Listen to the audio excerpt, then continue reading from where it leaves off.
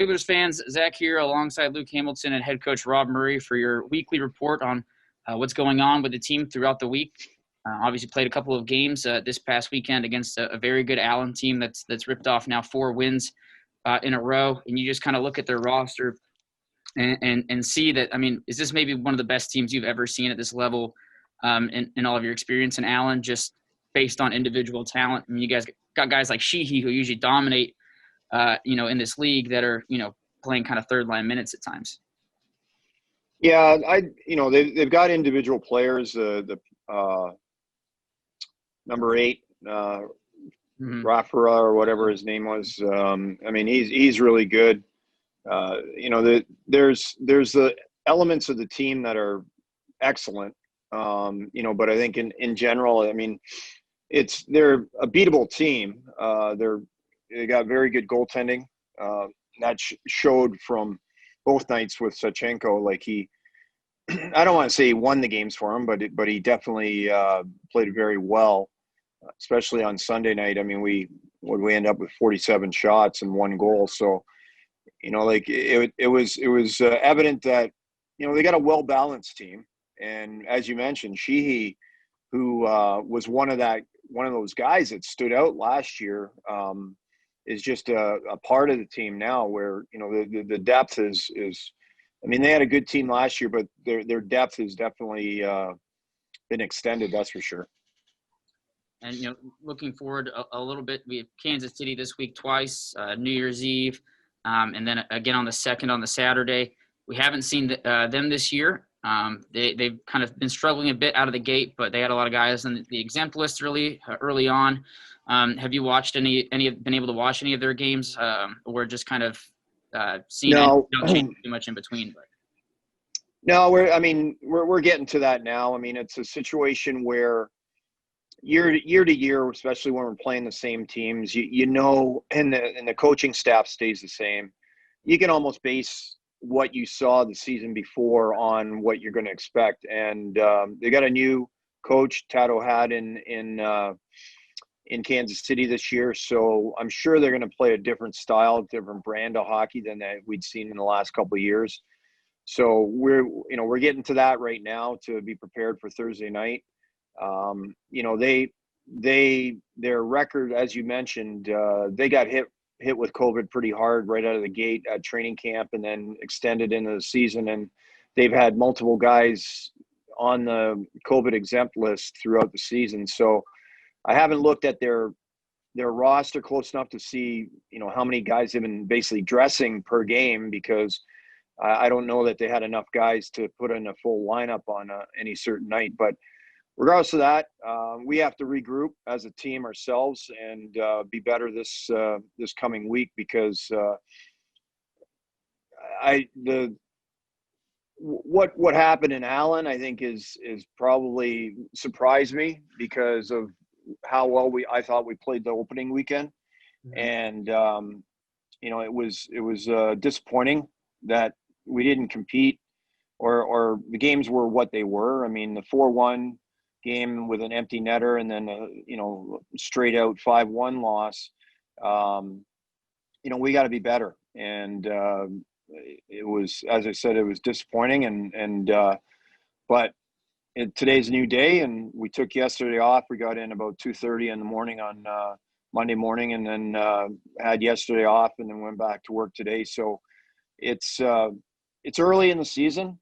It's a different feel, because I feel like we've been going for, now that we had that off week when the games got canceled in Utah.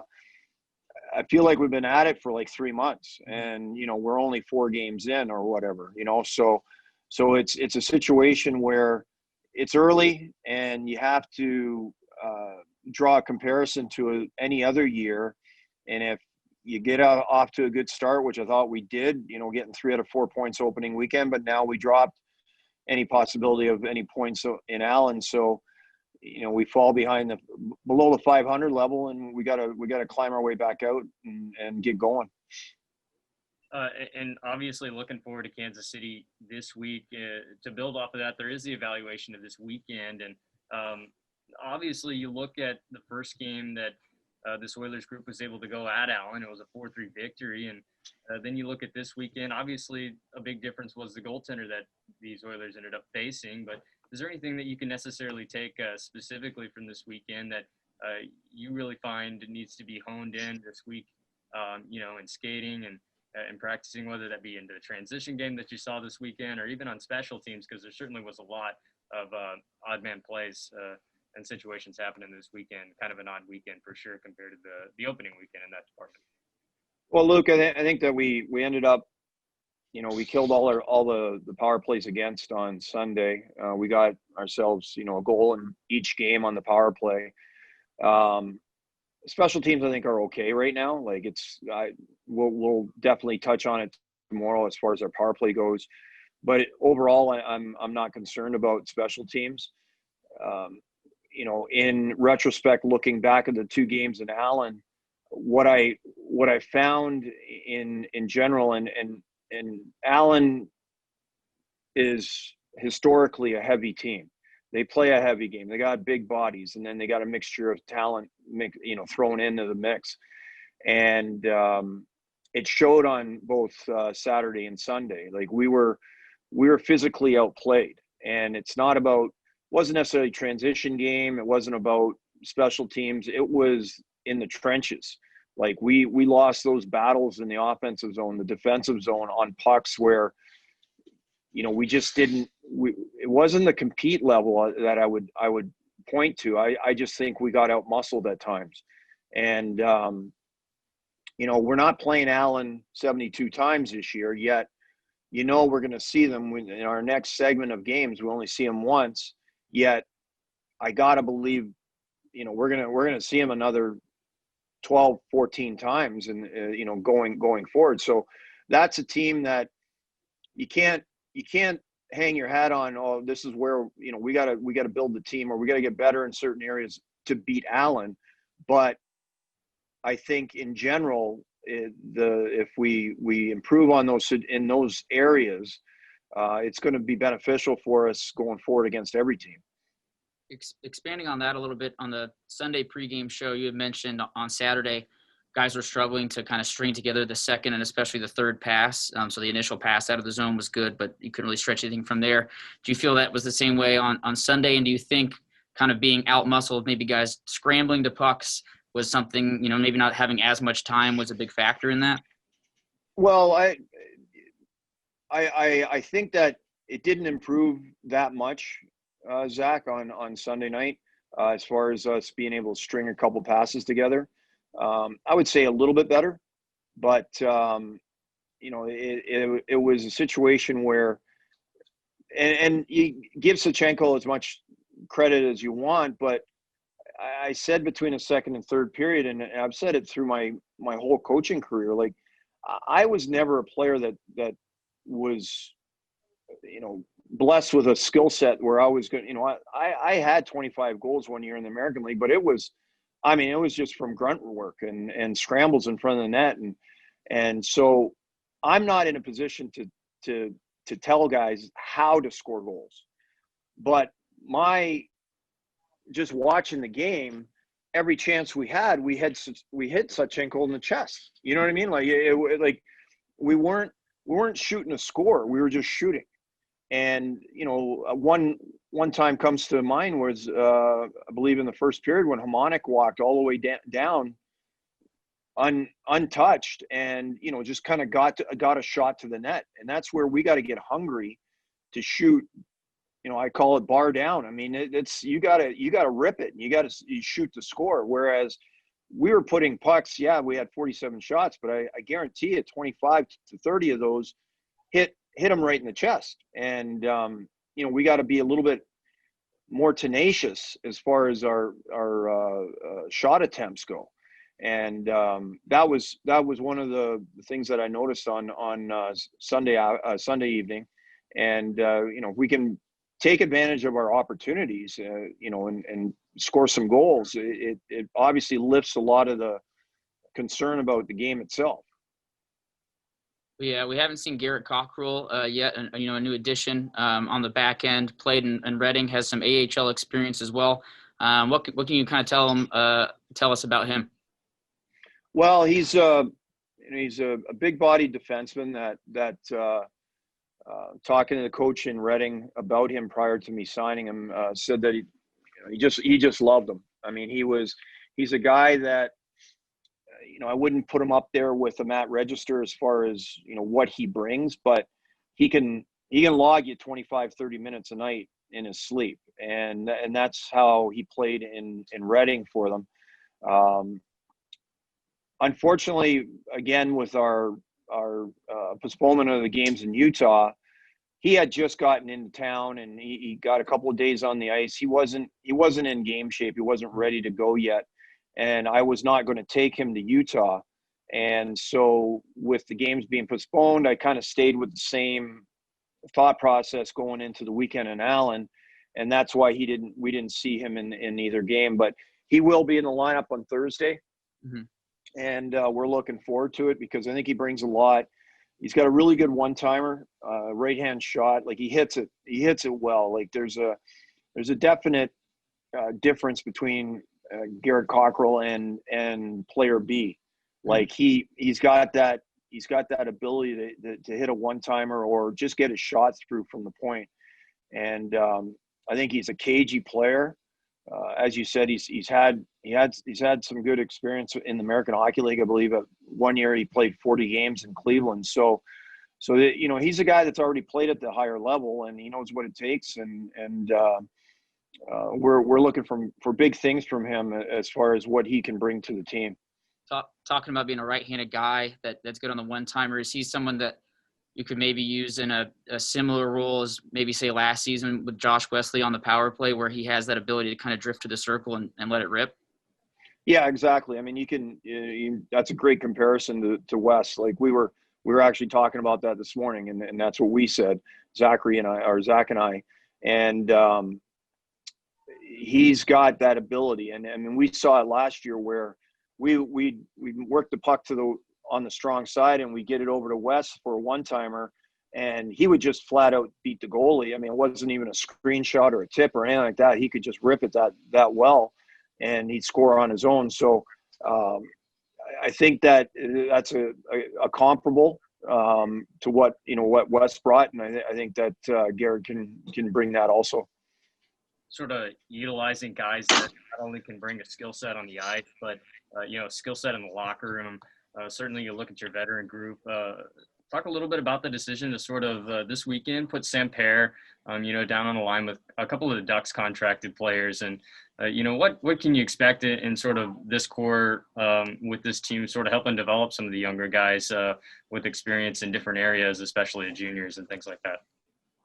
Well, I went to that change in the third period, Luke. I mean, more than anything, just to, take a look at some different combinations because what we had going wasn't obviously working. I mean, we're down 4-0 after two periods. So I scrambled the lines a little bit but it was a little bit what you just touched on. You got two young guys, two rookies, Kindop and Bedini, and playing with Golad for the first two periods, and they were effective. I just think that the experience, the maturity level that Charlie brings will rub off on Bedini and Kindop, and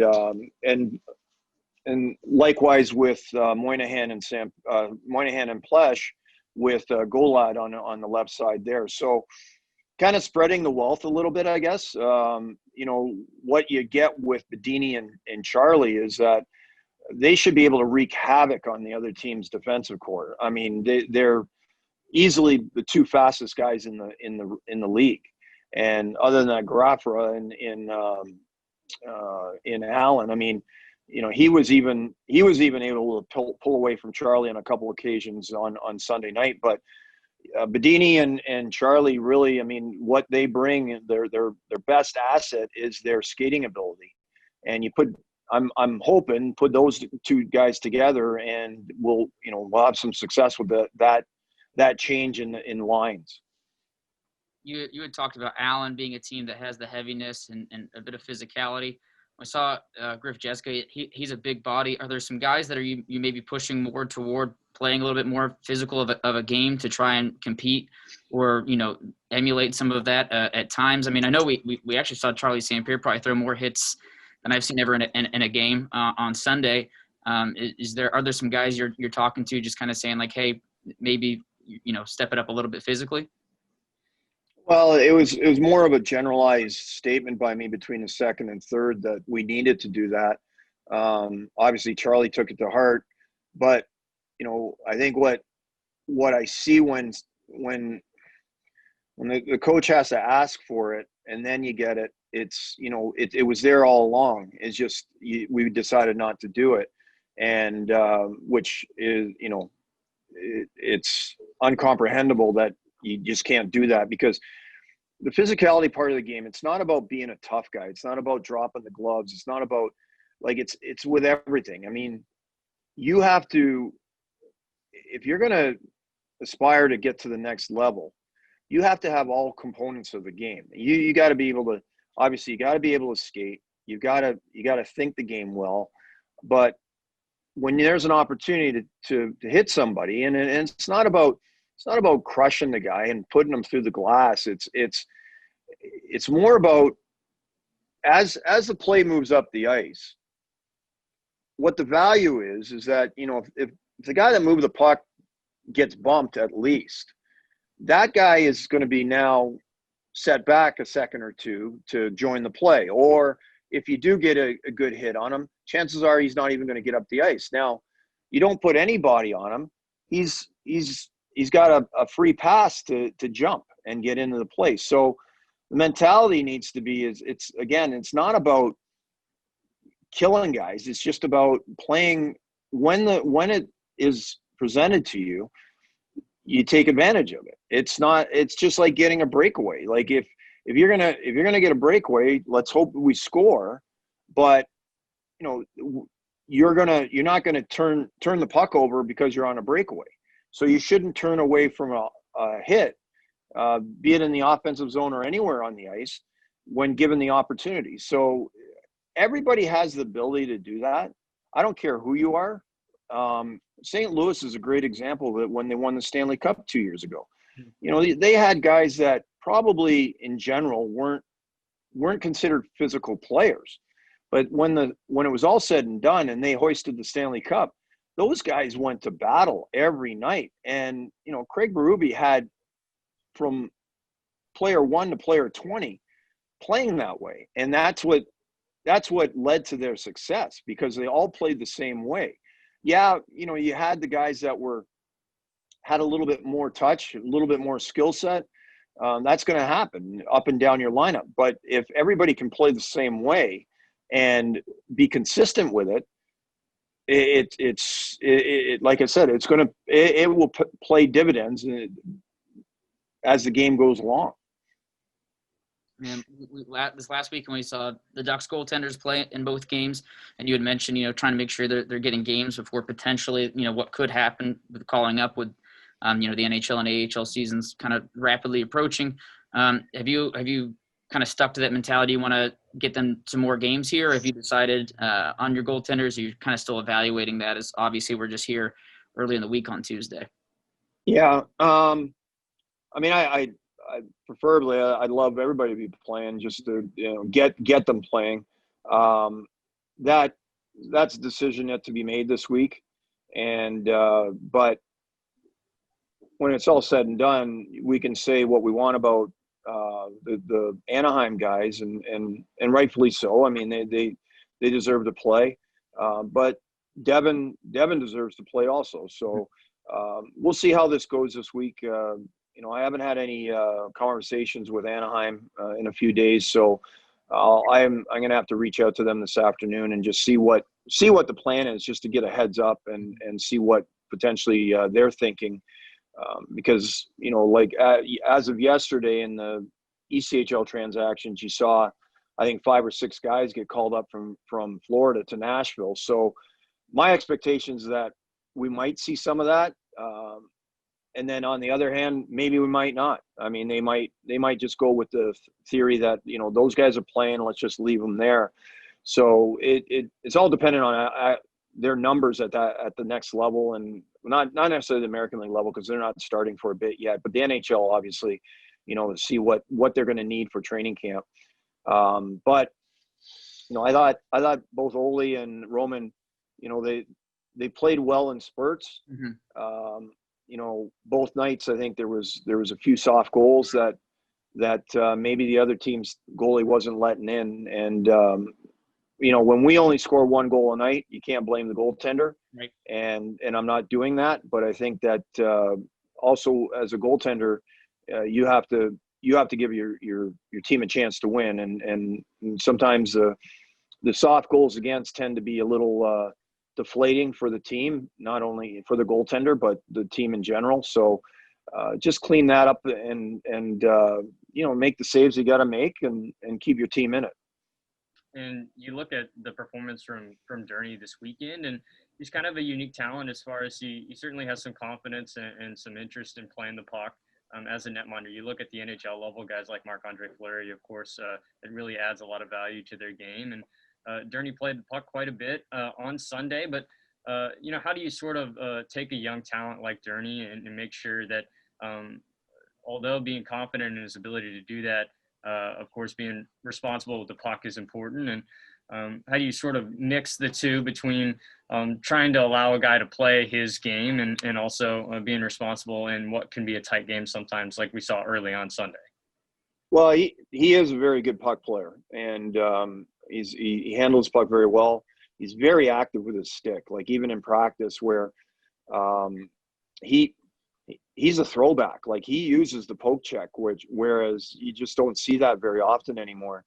Now, in saying that, you live by the sword, you die by the sword, and you saw it on Sunday night where, by all accounts, he should have been scored on twice with poor puck plays behind the net. And the second one especially, I mean, Allen threw it out in front of the net, and the kid, he just fanned on it. I mean, it was a wide open net.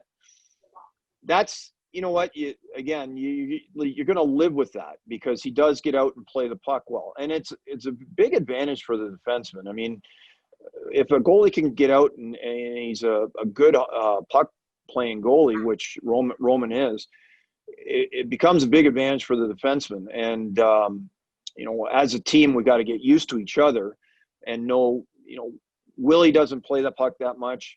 Ole a little bit more, and then obviously Roman likes to play it a lot.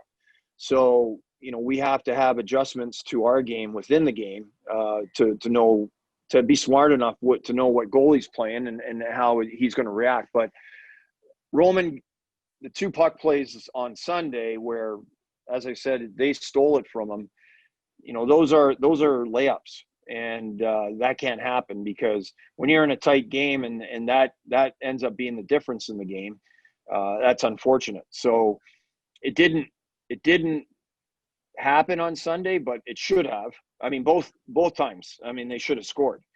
They just didn't, and we got lucky. And but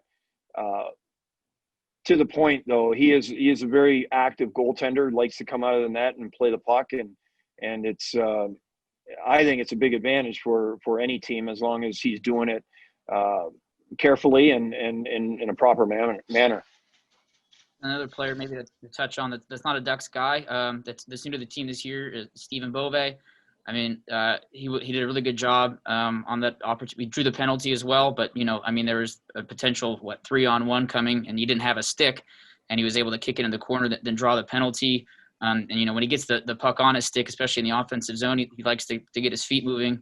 What's been your, evaluation of him since coming here? Is he, more than what you expected or right about what you expected? I mean, it seems like he kind of can bring some electricity at times.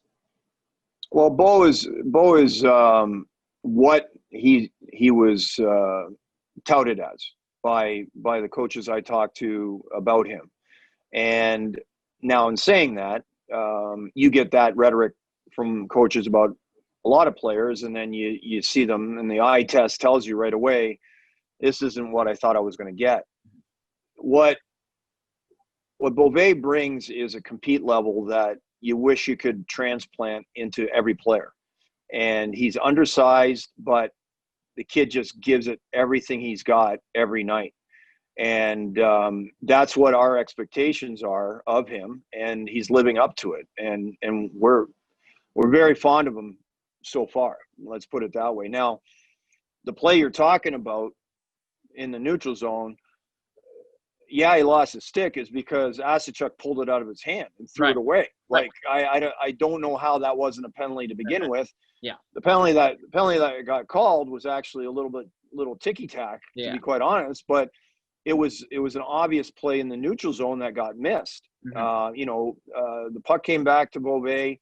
He fanned on it, bounced over his stick, and went in the neutral zone. He's retreating for it, and he gets his stick pulled out of his hands and thrown away. It was actually comical, but that call was missed, and but then it made up for it on the second penalty. But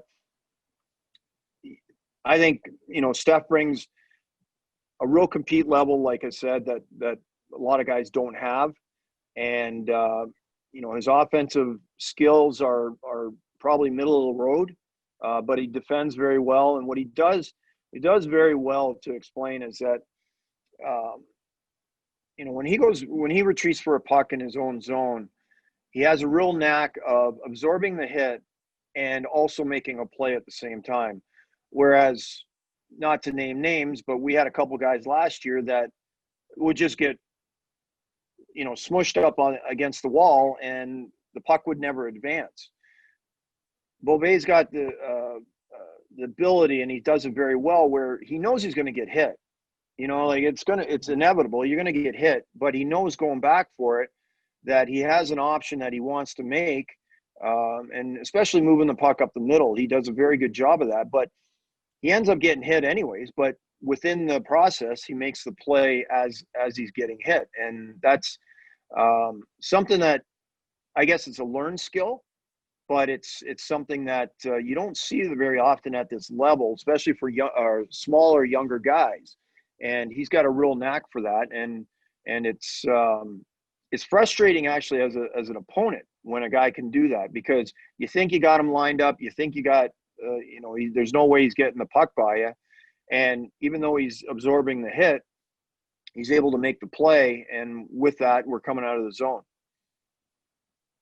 Well, certainly, kind of looking in at another specific player, in my opinion, a guy that I've seen that's sort of added some fire to this team, even in situations like this weekend where it seemed to have fallen out of hand quickly and in a short period of time, is Darby Llewellyn.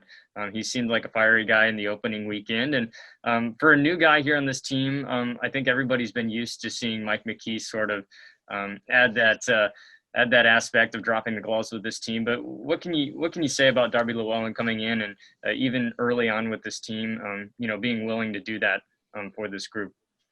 Oh, Darby's a very vocal guy. I mean, he knows his role, and he's a third, fourth line guy. I mean, he knows where he's pegged in the lineup. He's a good skater. I think that going out and getting in the fight on Sunday night, I mean, I'm not going to begrudge anybody from doing that.